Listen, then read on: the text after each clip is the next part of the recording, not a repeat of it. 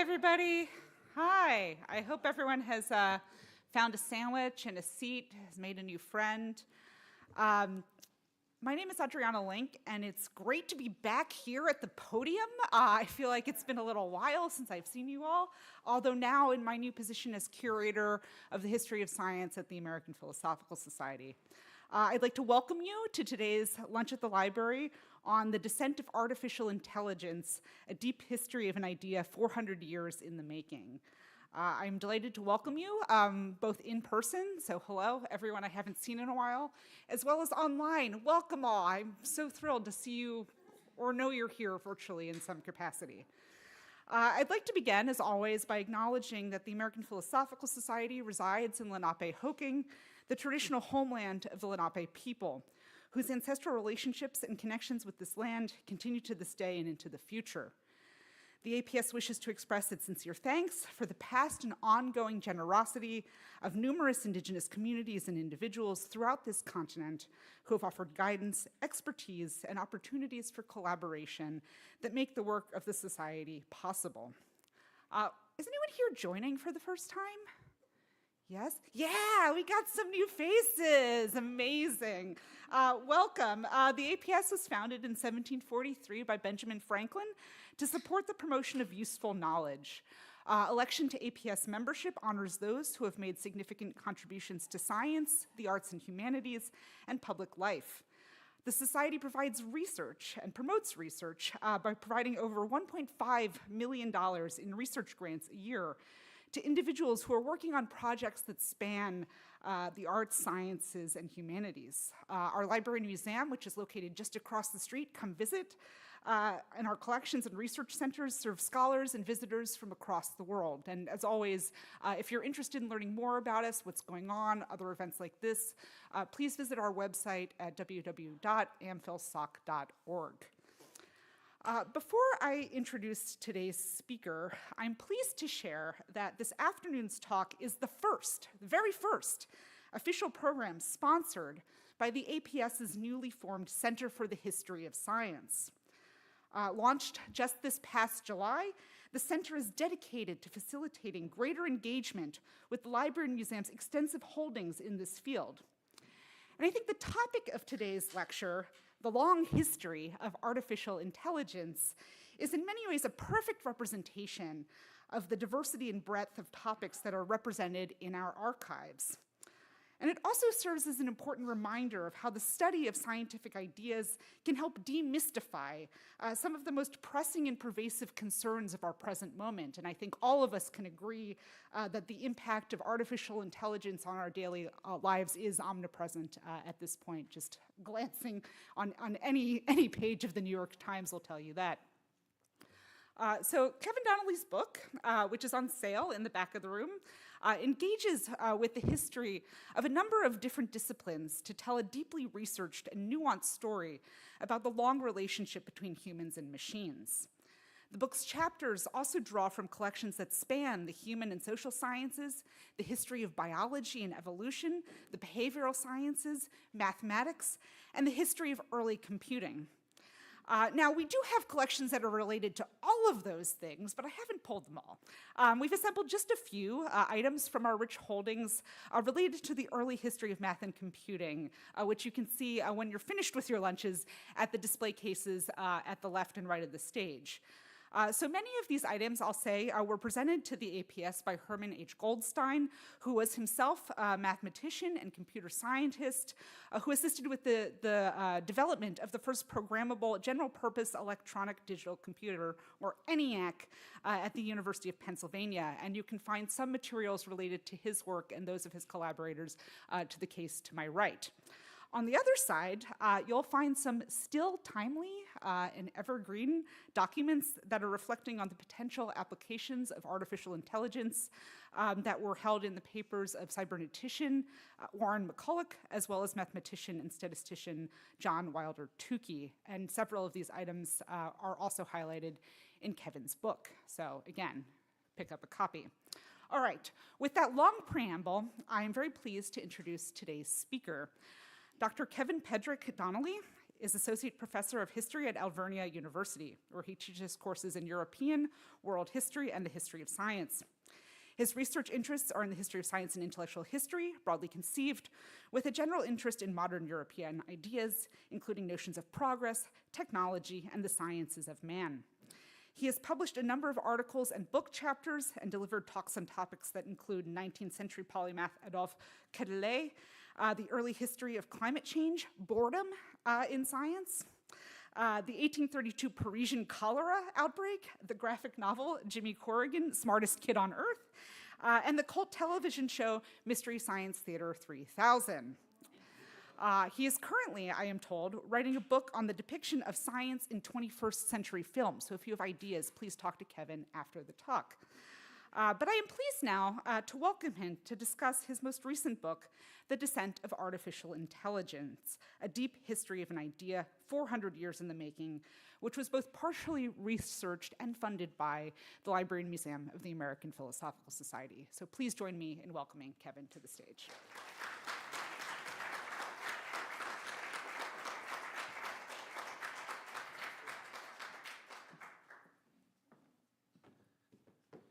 Hi, everyone. Thanks for being here. I always like the Mystery Science Theater 3000. Always gets the biggest applause line. I should just have focused on TV shows I liked to watch with my dad when I was 10 years old, and I would have had a great career. I want to thank everybody for coming out. I really appreciate everybody coming out here, especially also thanking Adriana, who first suggested the idea of this talk last year. And I also wanted to thank Brenna Holland, who helped set this up. Both of them are in new positions and are doing a fantastic job. The American Philosophical Society and the new Center for the History of Science are incredible resources. They've contributed to the Philadelphia as one of the leading places for science history research, and I'm truly fortunate to be able to draw on those resources. I should also note, and Adriana mentioned this as well, that the APS is where I first started doing serious historical research when I went down this road as a graduate student in 2007, and I was looking for an idea of a master's thesis. With the support of an APS fellowship, I was able to work on microfilm copies of the 19th century statistician Adolphe Quetelet, and also had a chance to go down the street and try Nick's roast beef for the first time, and have a beer and a sandwich as well. Now, if you think that 2007 wasn't that long ago, I'll say that again. Yes, I was feeding microfilm into a viewer. That's how I did this research. More recently, Adriana put together a symposium on networks, the creation and circulation of knowledge from Franklin to Facebook, where I was not only presenting a draft chapter of this book, but also look a little bit more deeply into what modern statisticians are doing. And towards the end of this talk, you'll see I'll reference the 20th century Cold War statistician John Tukey. All of his works are in the APS archives, and were kind of invaluable in summing up the main ideas. Short version, the place is just great, and I could talk about it more, but let's get to the AI stuff. The book, as you can tell by the title, is a history of artificial intelligence, but one with a pretty big twist. It's told from the perspective of people rather than machines. Instead of a history, of which there are many, that traces the rise of smarter and smarter machines and the people who built them, I decided to look at how a wide group of thinkers have imagined or theorized what a person actually is. Most of the thinkers that I cover would be what we consider today to be social scientists, and more specifically, social scientists who apply the mathematical and statistical tools of the natural sciences to the study of people and societies. Now, as I found, traditional AI history has been so narrowly focused on machines and their makers as to bracket out discussions of what kind of person AI is supposed to replicate. Hundreds of thinkers have pronounced opinions on when, for example, AI will meet the human level, but no one, as far as I can tell, has actually defined what the human level is. In Architects of Intelligence, for example, a book of interviews with 25 of the leading theorists of AI, all agree that the human level will be reached by AI, with the only disagreement being how long it will take. Yet, as I found as going through the interviews, and if you know anything about the AI world, you know that that's kind of a who's who of who's important right now in that world. As I went through the interviews, not a single one defined what they meant by the human level. So everybody was confident that it would be reached in 10 years, 15, 20 years, but nobody could say what the human level actually was. And as seen here, two of the leading experts in the field, OpenAI's Sam Altman, as well as Jan LeCun, who is one of the 2 or 3 most important people in developing the technology behind today's chatbots, speak quite confidently about when the human level will be reached, again, without saying what the human level actually is. Now, because artificial intelligence was imagined as the creation of some computer scientists that could mimic or reach the level of a person, we might think that these same scientists have a pretty good idea of what a person is. As it turns out, however, and this is kind of a spoiler for the book, they don't. An even bigger spoiler, nobody does. After at least 400 years of attempting to define a person through the application of the tools of the natural sciences to human thought and behavior, we're no closer to understanding what a person is than when medieval philosophers speculated on the nature of the soul or how many angels could fit on the head of the pin. And in fact, I just saw this in yesterday's Times. Werner Herzog, if you know the German documentary and feature filmmaker, just made a movie where he interviewed neuroscientists, experts on the brain, and not a single one of the dozens that he interviewed could define what a thought is. So as much as we get a sense that we know what we're trying to aim at, the experts themselves have not yet gotten there. Now, as I trace in the book, from the scientific revolution through the behavioral sciences of the Cold War, scientific attempts, particularly quantitative attempts to understand why a person thinks and acts, have been a complete failure, at many times spectacularly wrong. So, other than for fun, why study centuries of failed scientific theories? Well, as it turns out, although these ideas of what a person is have failed at the basic level of scientific research, they have succeeded in another way, in the popular imagination of the kind of people who build artificial intelligences. Somewhat remarkably, and this proved probably the most surprising thing about writing the book, all sorts of discredited, reductive, and absurd ideas from the scientific past linger on in the world of artificial intelligence today, as largely implicit theories and assumptions guiding the work of most AI research and applications. In many ways, modern AI is the triumph of a failed vision of human actions for centuries in the making. Now, to give just one example of the many ways in which modern social scientists ignore the past, a recent panegyric entitled Social Physics is named after a science developed and named nearly 200 years earlier. And yet, as the author of the book describes, it purports to explain the new set of concepts with which we can more accurately discuss our world and plan our future. The social physics website at the MIT Media Lab similarly claims that social physics is a new way of understanding human behavior based on the analysis of big data. Neither the book nor the website or the center mention that the term itself, social physics, has been existent since the 1830s, that it was laughed out of most social science departments 100 years ago, or even seems aware of the long history of trying to predict human actions with numbers. In fact, it was invented by Adolphe Quetelet 200 years ago, who just happened to be the guy whose microfilm I was studying at the APS back in 2007. Now, to tell from this example, few of the people who work in the world of AI today have any idea of the history of the kinds of ideas that guide and structure their own work.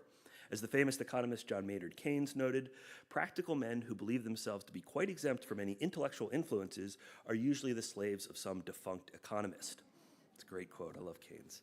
If I could change defunct economist to defunct social scientist, it would pretty much capture the thesis of the book, as the intellectual influences guiding the creation of AI have been almost completely overlooked in both histories of the field and modern discussions of its implications. Now, beyond simply illuminating this history, I also came to see that the world of AI was in deep need of contributions from the world of history and the liberal arts more generally. As Melanie Mitchell, former director of Google's AI ethics unit, pointed out in a recent survey of the field, the quest for robust and general intelligence may be hitting a wall, the all-important barrier of meaning. Although meaning would certainly be an important step for computer scientists in creating a true AI, it is also an elusive idea that has bedeviled all scientists for centuries. Similarly, in a 2018 New Yorker article on the perils of superintelligence, Tad Friend quotes the MIT physicist Max Tegmark on the challenges that await future work in the field, challenges that might seem quite familiar to those trained in fields closer to the humanities. As Tegmark notes, to program a friendly AI, we need to capture the meaning of life. That's all. While no historian or humanities professor is quite up to this task, such a project surely would involve more than technical training in engineering or math or a scientific approach to understanding the human subject. Now, perhaps fortunately for everyone here, I'm not going to spend our time tracing 400 years of failed social scientific theories I cover in the book. It's in the book, trust me, it's all in there. Instead, what I wanted to talk about today is a kind of parallel history also traced in the book, which is of the nearly contemporaneous 400 years of critics of this approach, those who recognized that the descent of intelligence was not due to machines themselves, but to the ways in which social scientists had chosen to study the human subject. It was these critics who inspired the idea of descent, because as they saw it, each new attempt to define people using the tools of the natural sciences further lowered or simplified the idea of what it meant to be a person. I drew this graph myself. This was not AI generated. I just want to make sure I give the proper credit to that. Scientific theories did not just represent and capture human life. Instead of a broad and rich understanding of human existence, they reduced human thought and behavior and intelligence to such a simplified set of rules that they could understand it. Now, in the most straightforward language, it wasn't machines getting smarter, but people getting dumber. Not dumber, and this is important, not dumber in the sense that GPS dims the faculty of navigation, but rather the concept of a person's possibilities and potentialities became more simplified. Artificial intelligence, in the critic's view, would not result from some great leap in machine intelligence, but a spectacular and tragic fall in human intelligence, as broadly thinking human beings were reduced to predictable and simplistic objects of scientific study. If I had to put it in the form of a movie tagline, the critique would be a horror story. The artificial intelligence is us. Or, to put it another way, as the headline of the New York Magazine piece noted, and I apologize for my language, my dad's in the audience, is it AI or does it just suck? Sorry, it's the headline. As the author notes of how we perceive our current AI, is that image AI or is it just sort of ugly? Is my student's essay AI generated or just repetitive, low effort, and full of cliches? Is this menu AI or is the food just kind of disgusting? Is the photo AI or is her face just that symmetrical? Is the book AI or was it just written by a cheap ghostwriter? Is that post from a stranger on social media AI or are people really just that dull? Now, while the author of this article offers a number of possibilities, the history of the critics that I trace in the book offers a clear answer to why AI can sometimes seem so banal, dull, and routine. Quite simply, it is based on a banal, dull, and routine vision of what it means to be a person, one that has been around for at least 400 years. Now, remarkably, the critics of scientific thinking about human thought and action emerged almost immediately in response to the first notions of human beings described scientifically. When the French philosopher and mathematician René Descartes, for example, first presented his idea of a mechanical man who operates like the springs of a machine, the English churchman Richard Baxter declared that it was, quote, the mechanization of the soul, while the Jesuit historian Gabriel Daniel claimed that Cartesianism became the doctrine of the automata, taking all feeling and consciousness. Now, for almost 2 centuries, Descartes' ideas dominated social science in France, as dozens of theorists put forward reductive visions of human actions that saw people as quantifiable and predictable beings. While such ideas had been both introduced and criticized during the Enlightenment, they became most concerning for some in the years after the French Revolution, as the Reign of Terror had imagined what they called a republican machine of citizens who could be dispensed with easily if they interfered with the machinery of government. In just one notable example, the Baron de Holbach described the revolution as being like a sandstorm, where even in the apparent chaos, each and every person was directed in their actions by laws of physics. In another, the French Enlightenment thinker Helvetius had proposed for France what he called an education machine, where all human minds were empty vessels filled in through the accidents of experience. Now, while the first decades of the 19th century produced a number of thoughtful discussions of reductive social science, I want to focus here on a group of neglected critics who sometimes have been called the member of the anti-Enlightenment or counter-Enlightenment, or in what I think is the best sobriquet, the prophets of the past. Now, as this name might indicate, these thinkers often railed against the progressive narrative of science, arguing that each step in science led to a further degradation of French society. While their political thought and ideas are justly ignored today because of their odious political positions, including virulent anti-Semitism, racism, and hidebound visions of the role of women in society, I argue in the book that these prophets can sound far more modern when talking about the sciences. These prophets, in fact, worried about what they explicitly called the artificial intelligence that was being instilled in real French people. Instead of dogmatically opposing every aspect of science, the prophets of the early 19th century attacked what they felt was the reigning scientism of the era, or what we might call the exclusive application of scientific methods to various modes of study, in particular, the investigation of human actions. They saw scientism most clearly in public education, which was awash in enthusiasm for science and mathematics, but with little support for literature, the fine arts, or the humanities. Consequently, they argued that intelligence, a concept they believed deeply rooted in collective society and divine right, had been radically devalued by Descartes and his heirs. Now, while most of the prophets lived through the French Revolution and the Terror, their primary concern was with education, as Napoleonic reforms and new schools like the École Polytechnique had stressed technical education and military training at the expense of belles lettres, a particularly French concept that might be translated to the humanities. That's belles lettres right there. As one critic, Louis de Bonald, noted, there was even a war between the arts and sciences, and that the sciences had clearly won. In his writings, he noted that progress in science could only come about through a decadence in literature. And although he was an ultra-conservative who called for the return of the monarchy, banning of divorce, and mandatory religious education, his promotion of art, literature, and history would not put him out of step with the most radical caricature of a humanities professor at a New England liberal arts school. Now, Bonald had himself been a mathematician and natural scientist, but worried that all the sciences only speak a technical language, foreign to literature and employing a style unknown. Most concerning was that the students of the new Napoleonic schools were engaged in dry and solitary work that causes the spirit to act against itself, to wither and be consumed by mute abstraction of reason over the soul. Compounding the problem was a second consequence of the divorce, or the war between the war of arts and sciences. Schools now stressed mathematics over literature. While the sciences of measuring and calculating were useful for a small number of people, it was for Bonald becoming the foundation of all instruction. Rather than elevate knowledge, the subsuming of science and mathematics had made it impossible for students to conceive of higher truths and the great sentiments of morality. Predicting disaster for the future of France, Bonald concluded that it was certain that in the centuries where the sciences are exclusively cultivated will not be centuries of eloquence, poetry, religion, and morality. Now, Bonald had argued that if the tools of the physical sciences were taught exclusively and applied to something like the solar intelligence, they would diminish intelligence among a mass of minuscule details. For him, moral knowledge needed to be placed above physical knowledge in the same way that society is superior to the individual. The sterile nomenclature of the exact sciences could only succeed if the taste for humanity and literature was limited. Intelligence, Bonald therefore warned, had to be completely reframed as a concept in order to be subject to investigation in the physical and mathematical scientists. The literary theorist Gerard Gengembe has argued that Bonald believed that through quantification, the descent, his word, of humanity degraded from the authentic to the inauthentic, and that consequently society fell into artificiality as the soul and intelligence were removed. The Enlightenment sciences of man might claim to speak for something like humanity, but for Bonald, the subject of their investigation was, so to speak, another artificial intelligence. Now, Bonald's scientism was a singular blend of traditionalism, proto-sociology, and personal resentment at the course of the revolution. But he was not alone in sounding the alarm over the primacy of science education in the revolutionary and Napoleonic French state.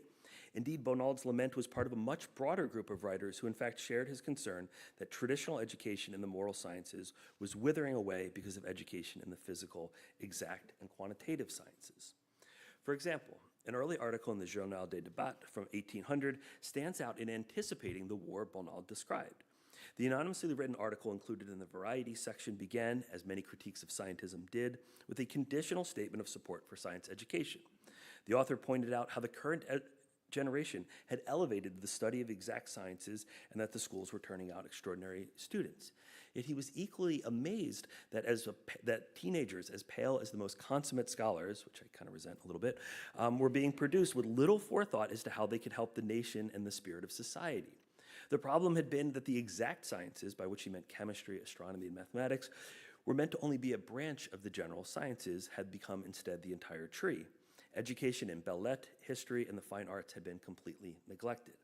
In the words of the anonymous author, if the study of the exact sciences continued to be carried out at the expense of other parts of knowledge, we must expect that the national character will experience a proportional change. Governments were merely interested in creating a child who is a learned fool, capable of doing only what their profession makes of them. Echoing earlier complaints against Descartes' mathematical philosophy, the author argued that a child became a fool because the exact sciences, principally mathematics, exercise only one faculty. They dampen and kill all the others. Now, as should be clear, these arguments were anything but abstract. The prophet's concern was not that Descartes and his heirs had created some abstract being, but that actual people were being forced to conform to such a creation. In this way, they echoed one of the primary critiques and themes that I cover in the book, that the sciences did not just reduce a theoretical person to an abstraction, but reduce the level of experience for real intelligence by eliminating the possibility of a broad-based education. Helvetius's education machine had in fact become a reality. Now, as I trace in the book, the dry and solitary study of the exact sciences would continue into the 19th century. And I'm going to skip forward like 150 pages here. These guys are fun to talk about, but you've heard about them before. As social scientific ideas like social physics and eugenics reigned, and figures as varied as Charles Darwin and Karl Marx attempted to define a true science of human action and thought, reducing all human actions to either biological or economic laws. Yet even as these overly reductive theories entered the dustbin of history during the horrors of World War I and World War II, which forced both social and natural scientists to confront the danger of their work, they were reborn in the middle of the 20th century. The new fields of what were to be called the behavioral sciences tried instead to offer a perfect prediction of human life, injecting new life into fields like sociology and psychology that had largely foundered during the interwar years. While the wars had seemed to make a mockery out of any idea or theory that tried to define human behavior through science, the Cold War once again brought back the idea that the actions of human beings could be predicted and controlled. Now, perhaps most notable among these new champions of reductive sciences was William Ogburn, president of the American Sociological Society, who in 1930 attempted to purge sociology of what he believed was the embarrassing roots of the discipline in social work. And early sociology basically was equivalent with what we would consider today to be social work. Ogburn, dedicated to the scientific method above all else, disdained the ameliorative efforts of early sociologists to improve upon the material well-being of life, arguing that scientists should not be concerned with society, only their methodology. While the first school of sociology at the University of Chicago had been founded by ministers and social workers and people like Jane Addams, who've been trying to make sense of poverty in the industrial world, Ogburn declared an end to such purposeful and meaningful work. In a striking presidential address in 1933, he instead told his fellow sociologists that, quote, sociology should not be dedicated to making the world a better place. It was just the kind of scientism that the prophets had warned against. Ogburn continued, and I promise this quote will be worth it.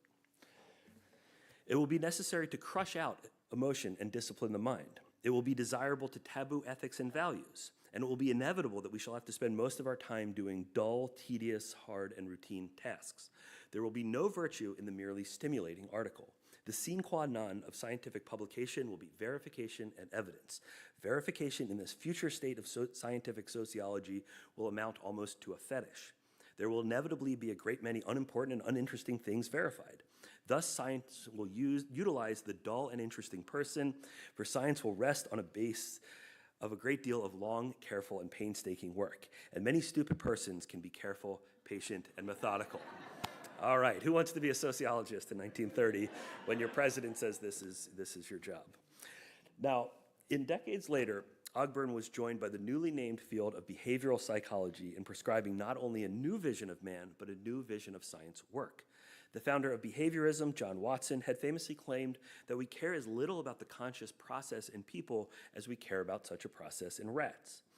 And his disciple, Clark Hull, took the project much further, arguing, in fact, that there was no difference between social and natural sciences and that people can be treated exactly as machines.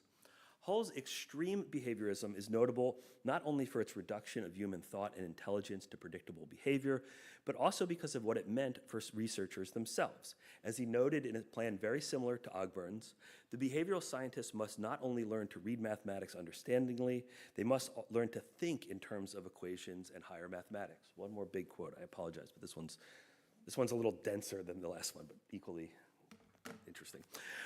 The so-called social sciences will no longer be a division of Bellette. Progress in this new era will consist in the laborious writing one by one of hundreds of equations, in the experimental determinations one by one of hundreds of the empirical constraints contained in the equations, in the devising of practically usable units in which to measure the quantities expressed in the equations, in the objective definition of hundreds of symbols appearing in the equation, and in the rigorous deduction one by one of thousands of theorems and corollaries from the primary definitions and equations. who wants to be a psychologist.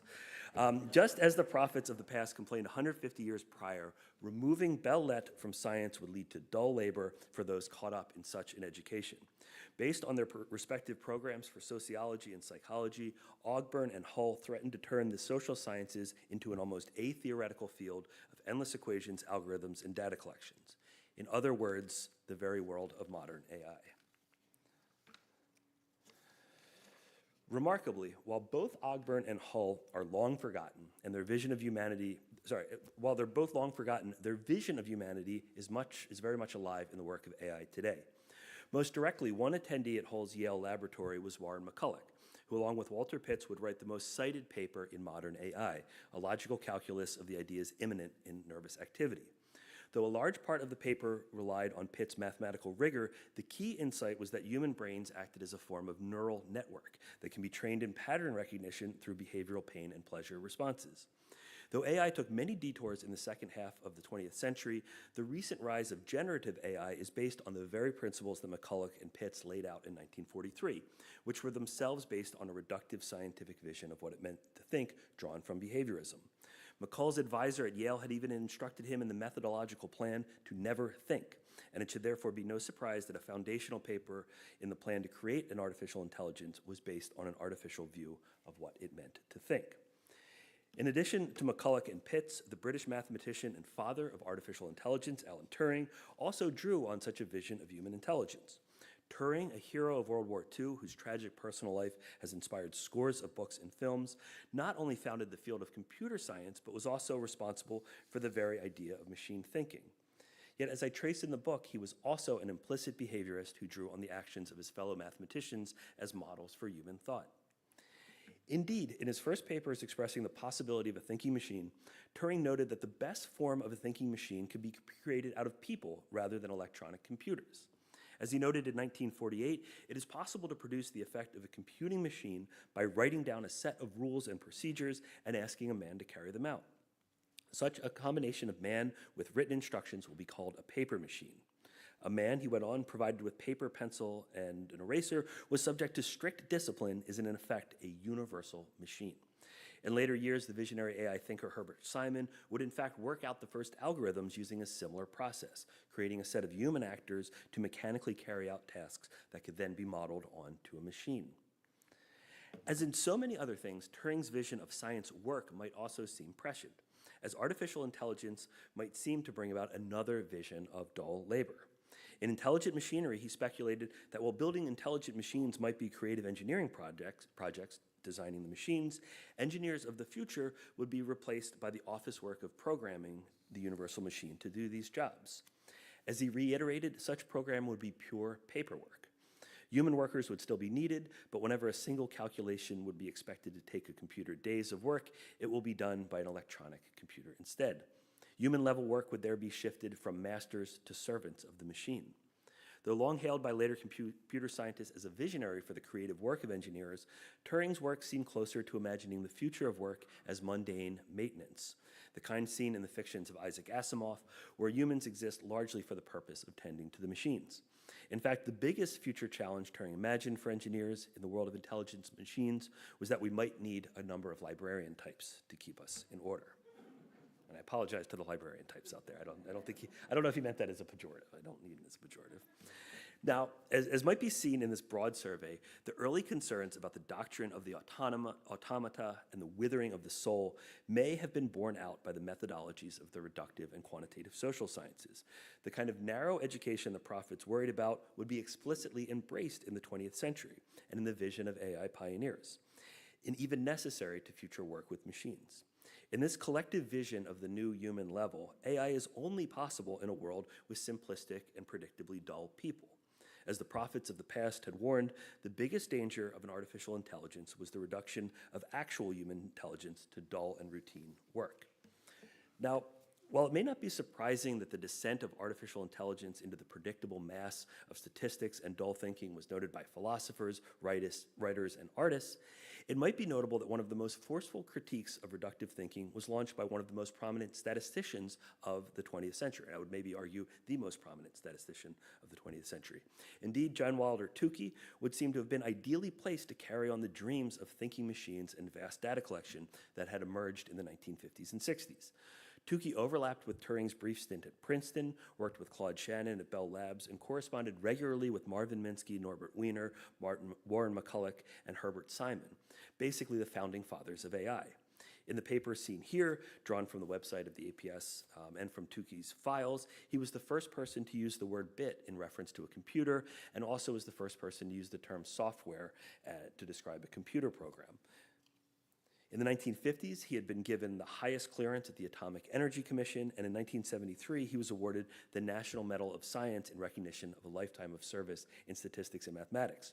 As his official National Academy of Science biographical memoir notes, Tukey merged the scientific, governmental, technological, and industrial worlds more seamlessly than perhaps anyone in the 20th century.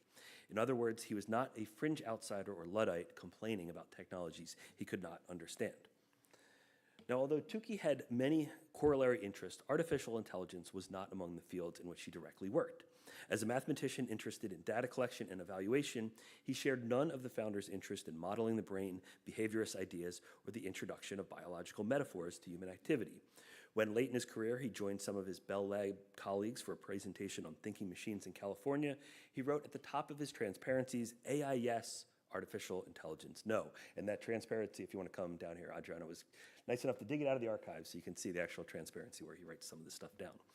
Now, while this line did not make it into the formal presentation, the paper was quite skeptical about the prospects of a thinking machine, calling it a bundle of attitudes and hopes, and it made no mention of the grand goal of AI to model human thought.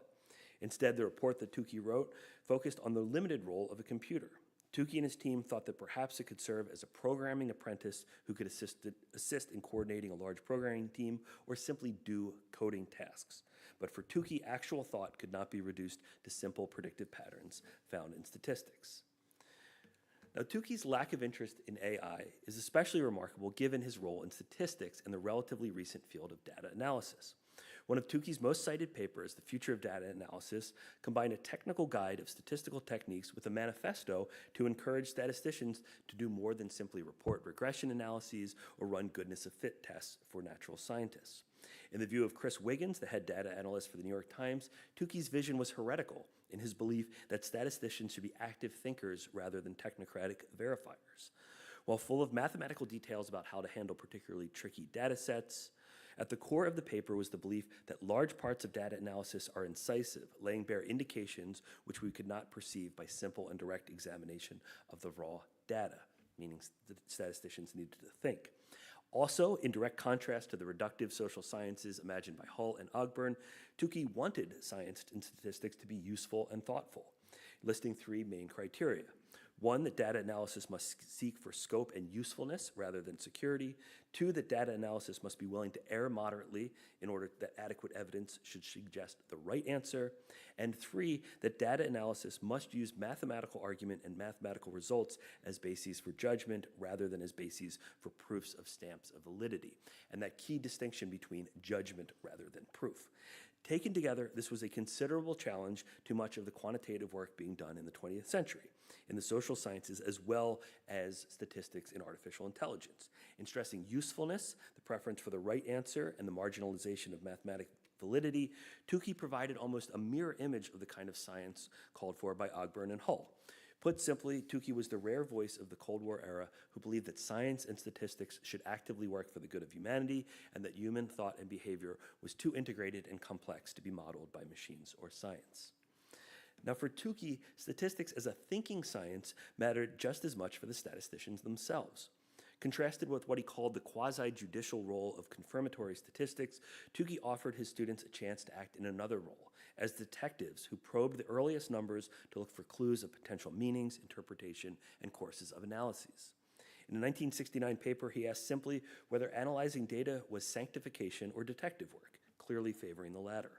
While conceding that numbers might include accidental and misleading indications, no good detective would preemptively dismiss any clue. In other words, this meant that Tukey had an affinity for outliers, randomness, mistakes, and accidents in the data that disappeared in the normal confirmatory process. And his book, Exploratory Data Analysis, was meant as a way for statisticians to regain their role as interpretive, analytical, and creative. In other words, thinking beings. At a celebration of Tukey's life and work in 2014, the mathematician Peter Huber remarked that Tukey had taught him to value judgment rather than proof, and that data analysis should take on the characteristic of a science rather than that of a mathematics. Less fortunately, Huber also reminded his audience of an old lament that we've settled to become second-rate mathematicians when we could have been first-rate scientists. Now, as I trace in the book's final pages, the descent of AI to the level of the dull and simple person Tukey warned may have been inevitable, as it was not only data analysis whose work became routinized. For example, the philosopher of science Michael Strevens has recently argued that simple minds are in fact necessary to modern science because of the need to equip students of science with only empirical modes of reasoning and only empirical knowledge, to give them the capacity for empirical thought alone. In its most simple form, Strevens argued that obliviousness is the greatest guarantee that scientists will follow without deviation the empirical path laid out. Essentially, they've accomplished the goal that Hull and Ogborn had wanted. For Strevens, in the modern world of STEM education and work, it actually doesn't help to think too much. Now, confirming Tukey's worry, it might also be notable that the world of technology and work today looks much more like Hull, Ogborn, and Turing's vision of science than the flashy propaganda of fun-filled startups from the early days of Silicon Valley. As Anna Weiner wrote in her acclaimed memoir of working in the uncanny valley, the feeling of becoming an intelligent artifice was at the heart of even the most creative tech work, as the grand excitement for working for technology companies came to approach a rote existence and meaningless drudgery, the very kind that Tukey warned about. As she said, everyone was stuck in a feedback loop with themselves. Indeed, over 20 years before Weiner's description of ennui, when Silicon Valley might still seem synonymous with creativity, the writer Ellen Ullman had already declared the dumbing down of programming. And of course, this is just the work of programmers and technical workers, to say nothing of the legion of unpaid and underpaid workers who labor in the shadows in order for AI systems to function. Now, perhaps unsurprisingly, a system built on an absence of thought has produced an extraordinary amount of drudgery, one that often lies hidden behind the flashy headlines and endless AI think pieces. While AI is sometimes promised as a means to avoid simple and repetitive work, the solution to what are sometimes called AI hallucinations seems to be brunt human labor. For example, in a recent Washington Post story, Princeton computer scientist Arvind Narayanan noted that the only current way to avoid AI error was to deploy more human workers. As he noted of the many errors, Narayanan said that the company's easiest way out of the mess might be to pay human fact-checkers for millions of the most common search queries. As he said, essentially Google would become a content farm masquerading as a search engine, laundering low-wage labor with the imprimatur of AI. And as the scientist and philosopher Grady Booch has noted as well, there might be a way for modern AI to guide against its madness, but for now, all they can do is throw enormous amounts of cheap labor to plaster over its most egregious lies.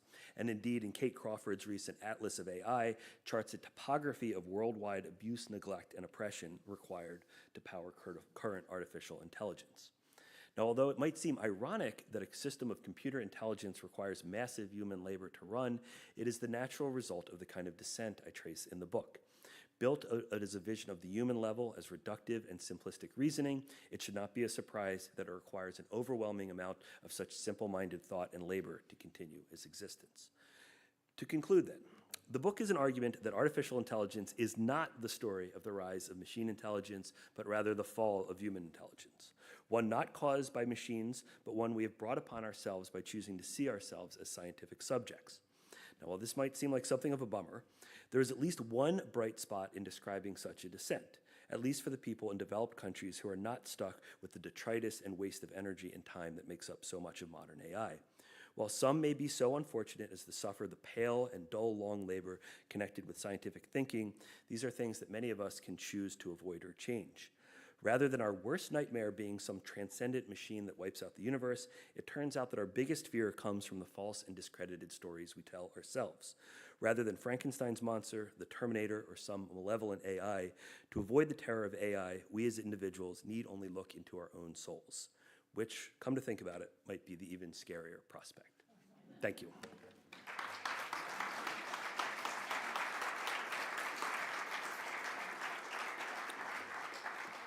Should I stay up here? Thank you so much. We have time for questions. I will bring a microphone to you so that everyone here and online can hear.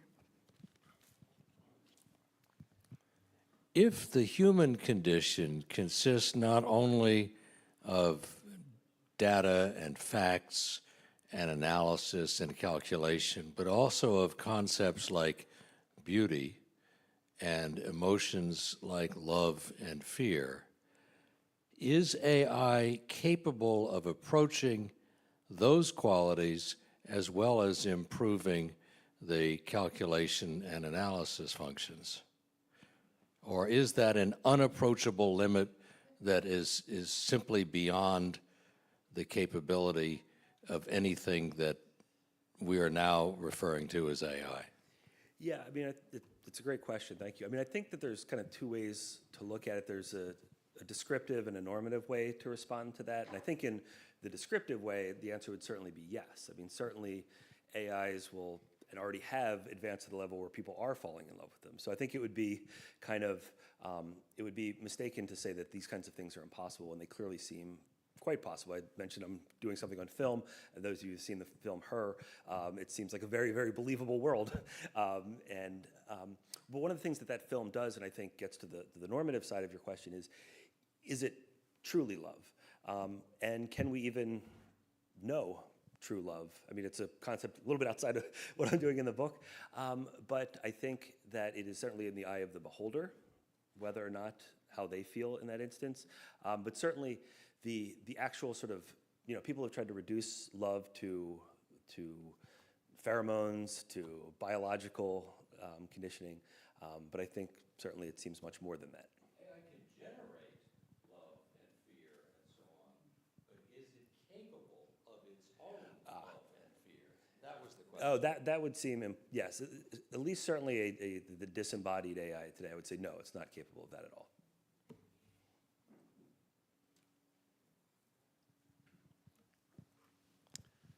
In your opinion, how can AI most benefit humanity? For example, can it accelerate the gathering of significant data on cancer cures and thus unite scientists all over the world?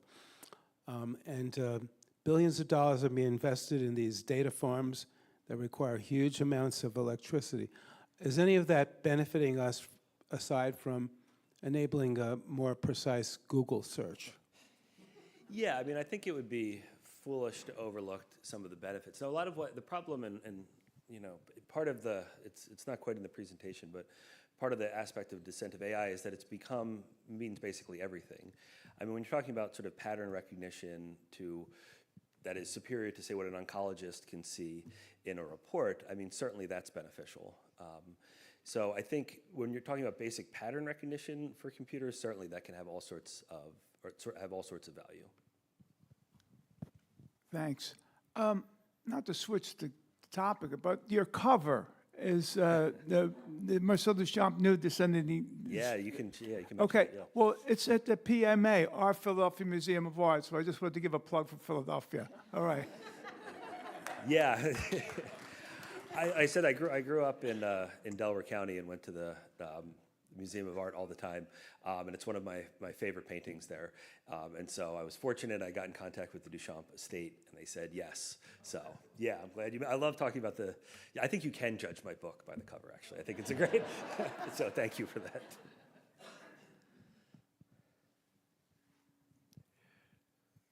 Considering the rich array of subspecies of history that are taught in the academy, are there some that you can quickly identify that are clearly still art as opposed to social science?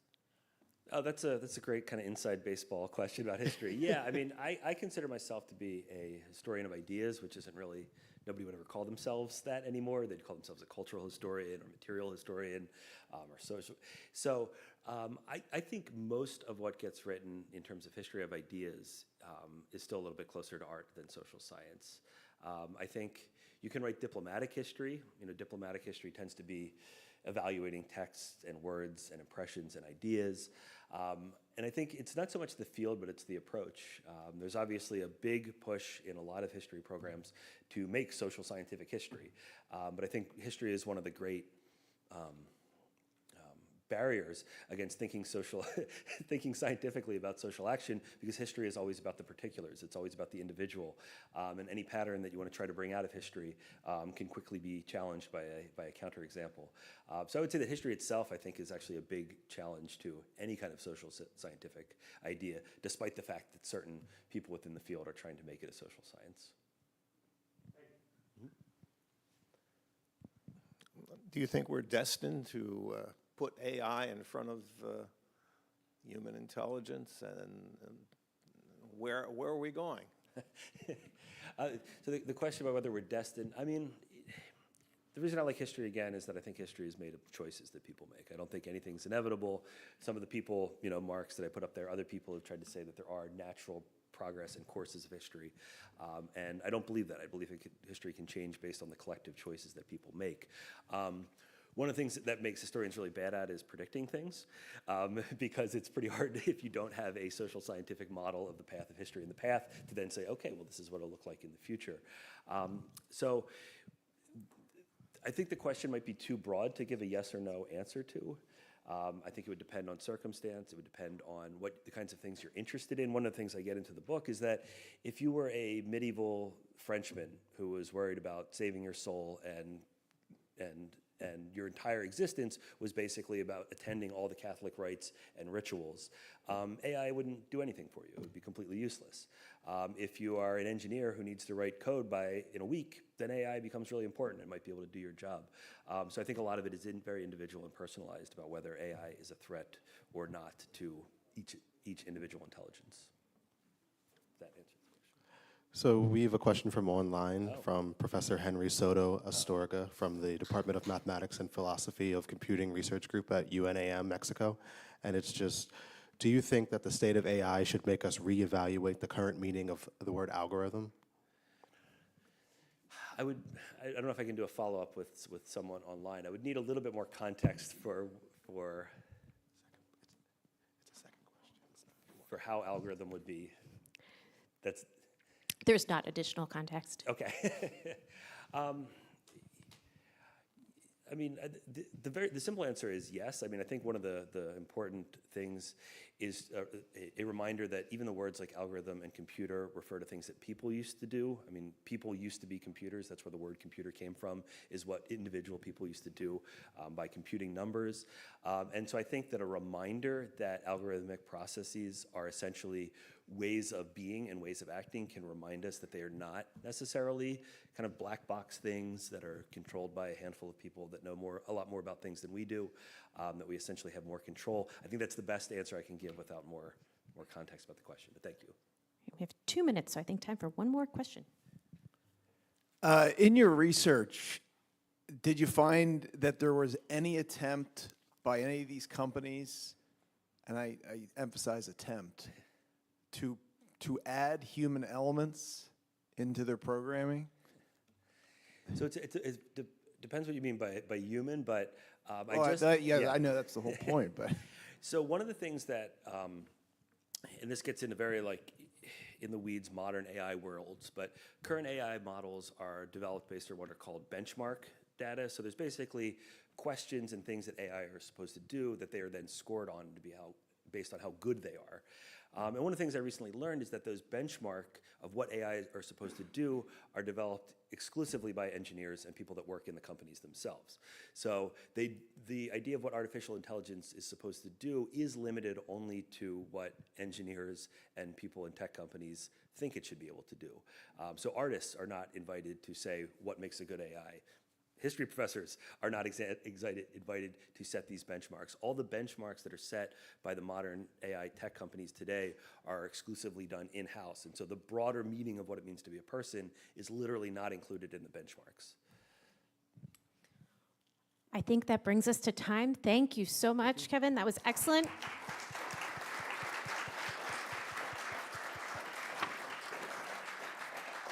And I will invite anyone who wishes to come up front without their lunches to check out the documents that Adriana and our colleague Gina in the Center for History of Science laid out in the 2 vitrines up front. Thank you all for coming.